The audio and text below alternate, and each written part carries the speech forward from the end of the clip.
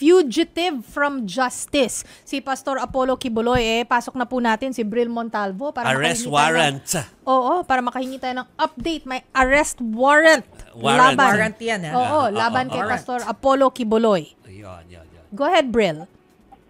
Hi, yes, Bril. Chiki, Jovi at Maricel. Nandito nga tayo ngayon sa Regional Trial Court ng Davao City kung saan kakatapos lang magpiyansa nitong tatlong akusado or itong tatlong nahuli kanina sa isinagawang pag-aresto sa bisa ng warrant of arrest sa kasong child abuse laban kay Pastor Apollo Quiboloy at 5 pang akusado. Pinangunahan ito ng National Bureau of Investigation 11 at ng Davao City Police. At yun nga, sinerve yung warrant of arrest doon mismo sa Prayer Mountain sa Barangay Tamayong kung saan isa sa mga property nito ni Pastor Apollo Quiboloy. At the same time, nag-serve din ng warrant of arrest ang NBI at kapulisan doon sa kanyang property sa Samal Island at ang pangatlong ang sinerva ng warrant of arrest ay itong property din ni Pastor Apollo Quiboloy dito sa Davao City, itong King Dome. Bata, hindi nila na-aresto, hindi nila nakuha si Pastor Apollo Quiboloy at wala din silang alam kung nasaan na ngayon si Pastor Apollo Quiboloy. So last March 14, naglabas ng warrant of arrest ang Branch 12 dito sa Regional Trial Court ng Davao City ng kasong child abuse at sexual abuse laban kay Pastor Apollo Quiboloy at iba pang 5 akusado.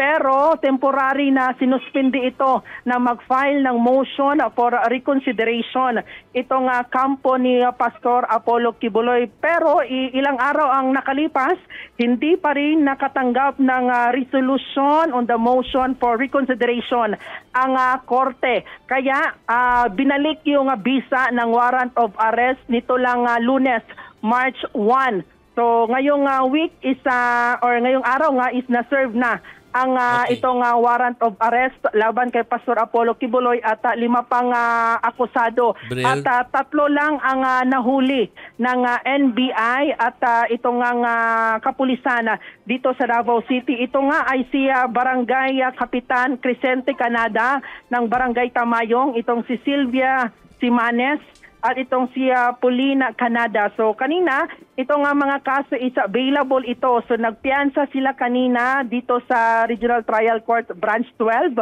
ng tag 80,000 pesos each doon sa sala ni Honorable Judge Dante Baguio dito nga sa RTC Branch 12. Okay, yes. Bril, ano lang, follow-up question. Kanina, kulang tayo oras sa una nating interview, pero tatanungin ko lang kasi alam natin na pinasok na nga yung mga properties, pero pwedeng, may exclusive video ang News 5 na pine-playback natin, diba? Yes. Pero gusto namin malaman kung nasaksihan mo ba, Bril, na kung talaga bang naglibot yung authorities doon sa mga properties or nagkaroon lang sila ng meeting with the representatives.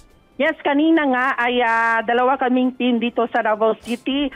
Nandito din ang News 5 correspondent na si Jenny Dongon. So naka-assign siya doon sa King Dome ni Pastor Apollo Quiboloy. So ang other media, hindi nga namin alam dito sa Davao City ngayong araw pala isi-serve itong mga warrant of arrest kay Pastor Quiboloy dito sa kanyang mga property sa Davao region. Ay nagkataon, naka-standby doon si Jenny Dongon sa King Dome kaya nakuha niya exclusive yung pag-serve ng warrant of arrest doon sa King Dome ni Pastor Apollo Quiboloy. And dito din sa Branch 12 ng Regional Trial Court, dito ako naka-assign. So kanina tayo lang pinapasok at ibang media nandoon lang sa labas. Kaya nakuha din natin exclusive yung pagpiyansa ng 3 akusado na nahuli kanina ng NBI at kapulisan doon sa Tamayong sa Prayer Mountain ni Pastor Apollo Quiboloy. Okay, sabi nga namin kaninang 3 ay continuing story to, so we'll hear more from Bril Montalvo, pati po kay Jenny Dongon,